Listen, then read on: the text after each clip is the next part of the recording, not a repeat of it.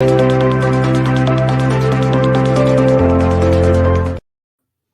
afternoon and welcome to this episode of LevelUp Cyber Live. My name is Tony Bryan and I am your host and Executive Director of CyberUp. Very excited about today's discussion. Have a little bit of a homer pick with today's guest, but very excited to hear from Alan Berry. So welcome, Alan. Thanks, Tony. It's a pleasure to be here. So for those that don't know you, I'd love take a few seconds and introduce yourself. Sure. So I am the Chief Information Security Officer for Centene Corporation here in the St. Louis area. I'm also the president of the board for CyberUp. So I'm the standby when Tony needs somebody to talk. I'm always available. So I'm free. I got into this role after doing just shy of 26 years in the Air Force, which is where I learned cyber as a trade and came up through the ranks that way. And the Air Force in particular really embraces the apprenticeship model. So that's part of why CyberUp is also my passion project. So the topic for today is keys to higher entry level. And so, we've had the pleasure of working the last couple of years with Centene. And I've shared this story time and time again with other employers and other partners, but Alan and his team have done an incredible job of building out what I would say pathways, for their organization. So we're gonna dive in a little bit more to that and make sure we focus in on the concept of, yes, Centene is large, right? Fortune 24, how many $billion a year? 144.5 billion for 22. So big company, but for those that maybe aren't part of a large company like Centene, the system and process and some of the recommendations we're going to talk about are universal, right? And they're applicable for everybody. And I honestly have only seen this done twice, Centene being one, and one other one was a smaller kind of managed security service provider organization that had mapped it out. So let's just dive in. So I'd love for you to share with the group, what things you did at Centene to really build out an environment or maybe just a culture that was supportive of kind of all spectrums, but specifically to higher entry-level hiring. Sure. So the big issue that we did was first we went through all the job descriptions that were here when I showed up, and we downsized a lot of the expectations. A lot of folks, they never revisit those job descriptions. They just assume that they're still good, that they haven't spent any time managing those. And we took things out like bachelor's degree required or advanced certs or 3 to 5 years experience. And we very intentionally decided that certain roles are the entry points into our organization. You can't only buy talent. You have to build some of your talent. You have to build for the future. You have to build for the community. And when you're a big enough company like Centene, then you can afford to do that and have that focus. And so we chose to go through the process, make things like bachelor's degrees desired or preferred, but not required, and make sure that all the truly entry-level positions were clearly marked as 0 to 2 years experience, not 3 to 5. And that's really so that the recruiters don't filter people out, because the recruiters are doing their job. They're looking at resumes. They're trying to see who needs to be interviewed, who's qualified for the position we're trying to hire. And if you have in there 3 to 5 years experience and the applicant says, well, I'm just graduating from college or I'm just getting out of an apprentice program, they just cull them out and they never even get to a hiring manager. So you never get to see that talent. And then the other big thing we did is, with that intentional designation that certain roles are the entry-level positions, we created pathways to get off of that team into other more advanced skill sets across the CISO teams so that we could constantly have that flow. We wanted to be able to create a churn internally where people work those entry-level jobs for a year and a half, 2 years, 3 years, whatever their personal progression and skill set really dictated, and then identify where they can go next inside the company, where they could mature and grow and continue to expand their skill sets. So one of the things that I think there were ripple effects, right, to this exercise that you guys did. Do you want to speak to some of those ripple effects? I'm thinking around just, your hiring managers, your talent acquisition. There were secondary things that came from the effort and work you guys did for your job function. I'd love to maybe share that with others. That'd be great. Yeah, one big effect was convincing hiring managers this was okay. They have a tendency to want to hire the higher level, more experienced talent because it's also easy to view that if this person is less capable, if they take more time to get spun up and become fully functional in the job, that it reflects poorly on them. So you have to really clarify with the hiring managers that no, I expect you to have a certain number of junior analysts, junior technicians that are still learning the skills. You also have to set aside some time in that apprenticeship mindset that says there's some mentorship requirements here. We know there's mentorship requirements. We're not going to shy away from those. A lot of folks, when they first start out, aren't going to understand the full breadth of their role, and they're going to have a lot of questions and they're going to have some struggles, and that's okay. You have to give that room for them to have those struggles so that they can grow and mature and expand their horizons.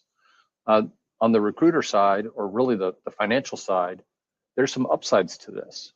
If I'll just make up some numbers, but if you have 10 people on a team, which would be a pretty large team, and you want all of them to be a senior analyst level, that's pretty expensive. But you really only need a certain percentage of those, depending on your mission, your cycles, whatever your individual characteristics of your positions. If you could get away with maybe 5 or 6 are senior analysts and some are junior analysts learning the trade and being mentored, they're also, they're lower priced talent. So you save some money for the company if you have enough headroom to make that space available.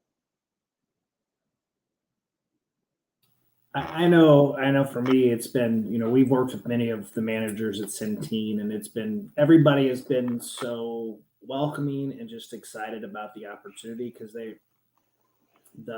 framework, we'll call it a framework, the framework of job descriptions and job requirements, I think to me supported buy-in across your entire organization and really supported buy-in from your internal team and also for your talent acquisition folks because it set a standard right around what right looks like and what your expectations as a leader of the organization would be.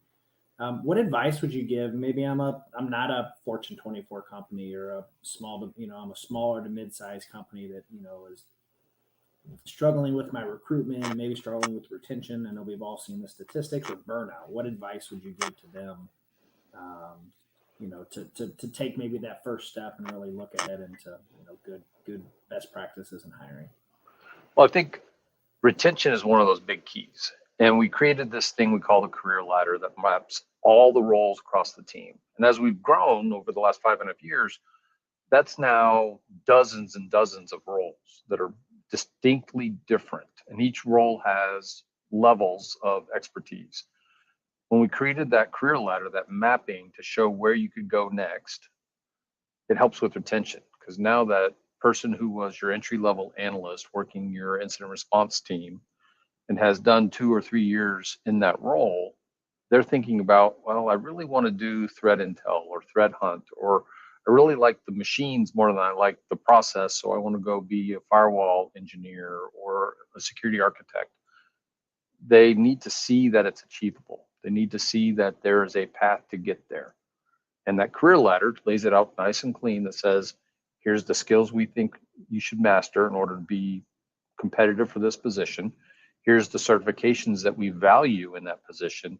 Here's the training we're willing to pay for, and not just nighttime training on your own, but we'll put aside time during the workday when you're being paid by us to do this training to get yourself competitive. And so that ability to see that in your own company helps with that retention versus getting dissatisfied with, I've been on nights for 2 years, nobody likes me, I think I'm going to go try to find a job somewhere else. And every recruiter in the world will tell you that it's much, much cheaper to train the people you have than to continually have to go find and train new people and acclimatize them to your own culture. Well, I remember last year Centene as a whole made a conscious decision, right? You took a step back and looked at your kind of current salaries and payroll and benchmarked how they were in other, across other organizations, and that had there was a cost associated with it, but for you guys, it was a large retention point, right? Like, if you want to, share that with the listeners too, would be great. Yeah, it was a big inflection point for us, and we're still working on that journey. In fact, it's a long journey. It's not something you just do in a couple of weeks. But as we grew and as we got more professional, more formalized in our security team structure, we outgrew the previous organizational views. So I could no longer have just you're a security engineer as a job description, or you're a manager of information security as a job description, because I couldn't find the right talent with that. I needed to be more specific. I needed to be able to say you're manager of, firewalls, or you're the manager of the threat intel team. And as we got those job descriptions more formalized, that allowed us to benchmark against industry. And there's dozens of different groups that will help you with that benchmarking. Some will charge you, some will give it to you for free. But you can benchmark the competitive salaries, the expectations, and we pulled most of the job skills right off the NIST framework, that they published. So we didn't have to go create those or pay for those. They're free on the NIST website. And that helped us right size our pay and make it competitive with our peers.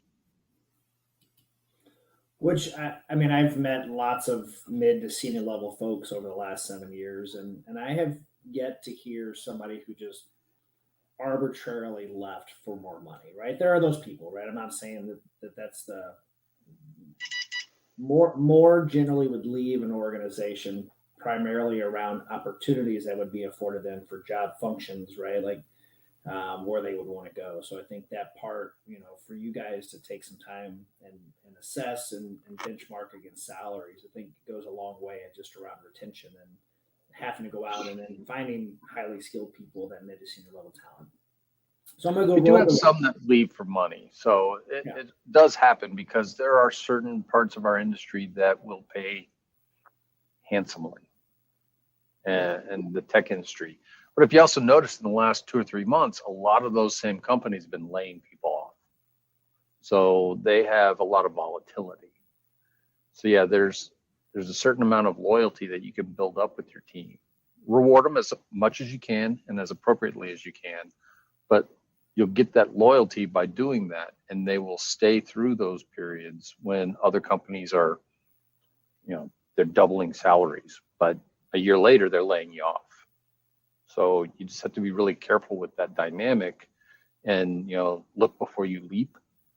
But you're right. Most of the time when people leave, it's because they're dissatisfied with their leadership, their resourcing, something else. Pay is not generally the only reason.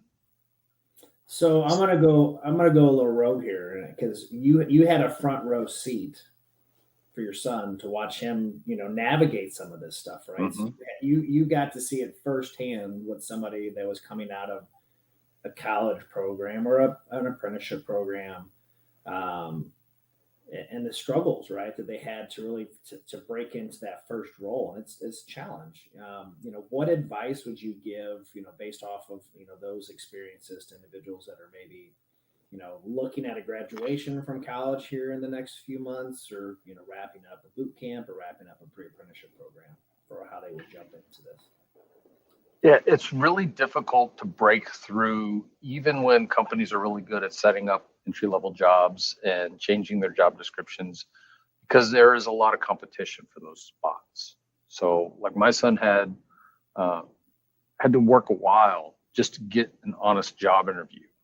And it was partly because of the same problems that I discussed earlier with hiring managers just not taking care of their job descriptions. Things were listed as entry level with 3 to 5 years experience and a CISSP required. Like, that makes no sense whatsoever. So you just plow through all those, and you have to just ignore them, because obviously that company's not really thinking about entry level jobs. But it really came down to networks. It was somebody said, oh, let me introduce you to company X. And all of a sudden that week he had 2 job offers after going months without even being able to get real interviews and doing pickup work and gig work, trying to just make ends meet.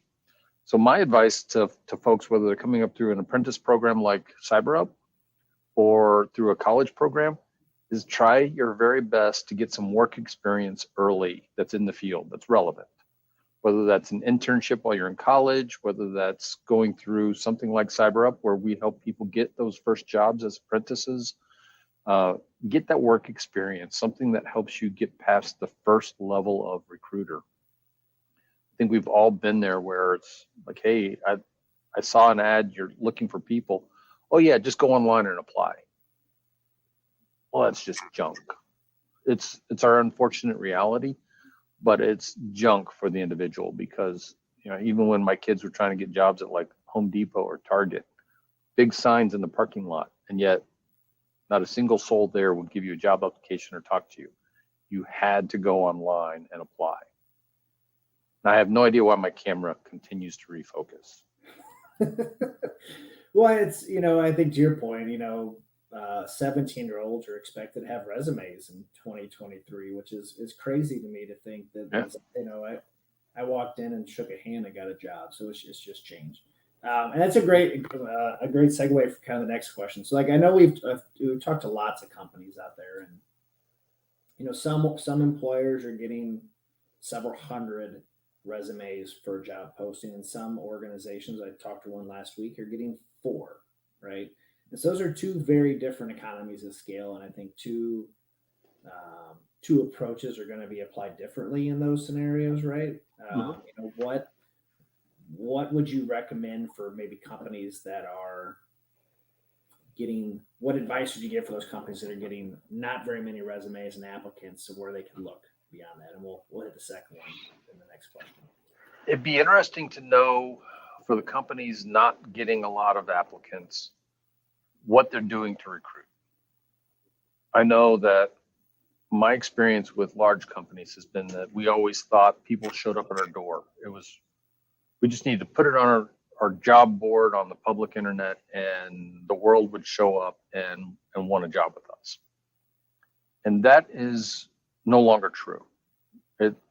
It's an employee's market to a large degree. And so you have to go and be active on your recruiting efforts. Kind of just anecdotal evidence, when we've done that and allowed our recruiters to be passive, we've struggled to get applicants. But instead, when leaders on my team take those same jobs, do a very short LinkedIn post, nothing fancy, saying, hey, we're looking for this person. If you know them, tag them in this posting. We get dozens. I was hiring for a fairly senior position in one of our subsidiaries last year, and in 48 hours, I had 95 applicants. So the demand's out there. People want the jobs, but you got to get the word out. And there's lots of different resources you can use out there. Some of them paid, some of them free, but you got to get the word out and not be passive and just think that people come to your personal job site. So the flip of that would be, I'm an organization that gets several hundred, right? What advice would you give for those companies of how do you ensure you're not overlooking smart, bright candidates that would be part of that hiring process? I think that's the harder side of it. When I had the 95 applicants, luckily I had a really good recruiter working with me on that one. So he was able to get it down to 30 resumes that he thought I should look at. And I asked him to open it up that wide. Normally he would have said, no, I'm going to give you 6. I said, no, give me like 30.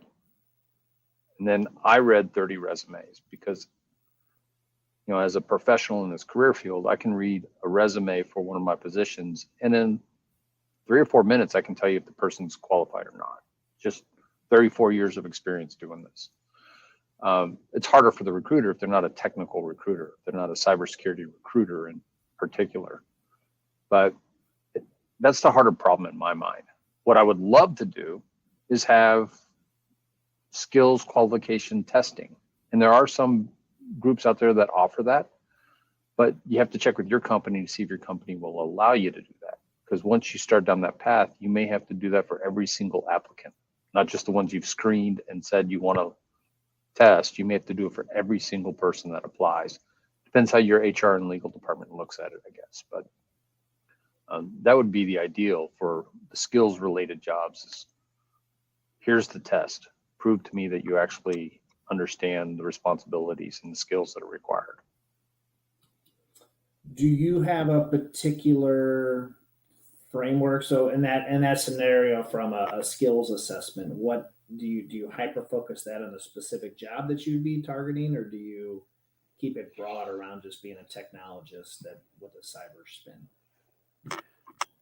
I prefer to focus it myself, but that's hard because then you have to have, if you've got 24 work roles, then you'd have to have 24 different assessments, and that is a nightmare to maintain.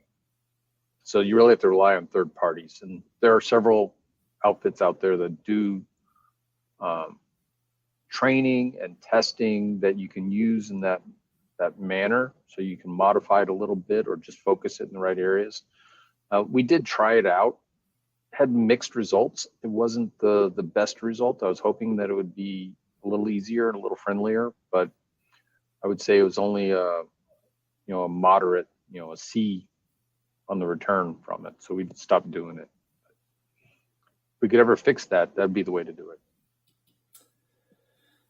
So I'm going to ask a Homer question here around just the CyberUp relationship we've had with Centene, because I think, and I hope you agree, that we've had some great success, right? Over we did a cohort a couple years ago, and we started another one last week. For all those that have tuned in, I'd love to just dive into how, I'll say, why you found value in that. And this was, and just for everybody's record, this was pre-board stuff with Alan, right? It helped, but it was, there were some of these conversations that were in the works. But, maybe describe how that looked for you guys in Centene, and what some of the value and maybe return on investment you guys got out of that partnership. Well, there were a couple of different dimensions to it. One, there was a certain amount of give back to society. Centene as a company has a pretty big commitment to our communities. So I wanted to live that personally in our hiring program. And an apprenticeship program allows us to hire in folks that otherwise wouldn't get an opportunity for these jobs and get them started on a career that we all know is extremely lucrative, beneficial. It's not going away anytime soon. So you're not going to be the corporal that holds the horse for the general, and all of a sudden the general's not on a horse anymore. Cyber's going to be around for our career and several more generations. So we wanted to help with that aspect. We also knew that we needed to grow more talent. We couldn't afford to buy all the talent. Somewhere in there, you have to build some of the talent. And apprenticeship was a very natural fit to me because of my military time, where we do the exact same thing. If you think about how we train cyber individuals up in the military, at least in the Air Force, 18-year-old kid joins the Air Force, takes a test, scores well on that aptitude test, gets selected for cyber. We send them to 4 or 5 months of training to be able to spell cyber. Then they join their unit as an apprentice. And while they're there, they do on-the-job training. And that takes 18, 24 months before they become a journeyman. So I was already used to the program. It was just such a natural fit for me that I didn't even think twice about it. I always reflect on my own military time and think I was 18 years old and military police, and went to AIT and got sent to Germany, and they said, here's a car, here's a gun, you're going to go enforce laws in our military installation as a 18-year-old kid. And it's just it's a surreal thing to think about, but applicable in this space, especially around, there's, if you could tie it to a skill that you could teach somebody in a short period of time, it eliminates some of the credentialing and other aspects that I think corporate America has a tendency to get caught up on, right? Where you can Mhm. do these things without a 4-year education. And this isn't necessarily, please don't take it as a college is bad. College is a fantastic option for individuals, so that's a pathway. But there are more and more ways in which somebody can break into this space. Um, what advice would you give to employers out there that are looking, that are, they're slamming their head in the desk as we speak, and just trying to think through, man, like this is what we're doing isn't working. We need to change something. What would you recommend that they could start out in an easy way to go out and make changes in their hiring process? Hmm. Well, first, go back to all those roles that you have and how specific are your job descriptions, and have you actually tiered them so that you have an ability to understand that this is my entry level talent, this is my more advanced talent. You really got to do that homework first so that you can have an honest conversation with your HR department, your recruiters, or if you're really small and you don't have any of that, you have Joe or Susie does all of that for you, then so you can properly advertise for that talent. And then benchmark that against what your industry typically pays, because it's not just what is the going rate for a firewall engineer, but if you're in an industry that can't afford to pay the same as Google or CrowdStrike or somebody like that, then you need to understand that, and you need to scope your intentions and your appetites accordingly. I'm in government healthcare business, so we have to operate on tighter margins than some folks do. But some companies have huge margins, and they can pay for as much talent as they can possibly hoover up. And everybody's somewhere in between those left and right boundaries.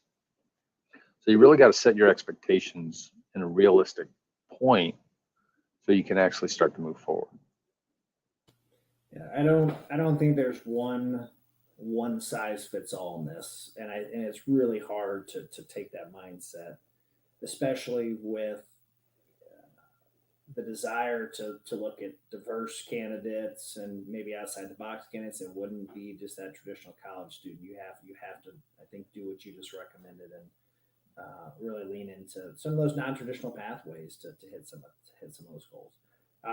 We have 3 minutes left, and so I always like to end our live sessions with what advice would you give to those listening. We had a good turnout here. A lot of your recruiters in the talent acquisition. So much love to the Centene recruiters, and appreciate all you guys do every day for the team there.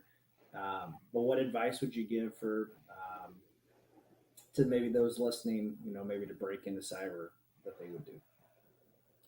If you are trying to get your first job in cyber, definitely find a group, whether it's CyberUp or some other similar group that can get you that basic understanding and training.